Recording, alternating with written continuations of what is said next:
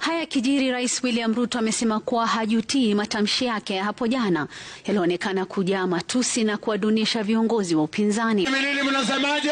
Katika kaunti za Busia, Kakamega na Bungoma, Rais Ruto akitumia fursa hiyo kujitetea kwa matamshi ya hapo jana, akisema hajuti na kusema kuwa ni viongozi hao wa upinzani ndio walichokoza nyuki. And that I am not apologetic about. Sijui kama tunaelewana.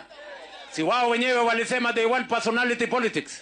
Si wao ndio wameleta hiyo siasa. Rais Ruto aidha amedai kuwa viongozi wa upinzani wamekwepa suala la maendeleo na badala yake kuanza siasa za kupakana tope. Mimi niliwaeleza twendeni kwa sera, wakasema hawana sera. Nikawaambia twendeni kwa agenda, wakasema hawana agenda. Nikawaambia twendeni kwa mpango, wakasema mpango yao ni William Ruto. Sasa nitakutana na wao.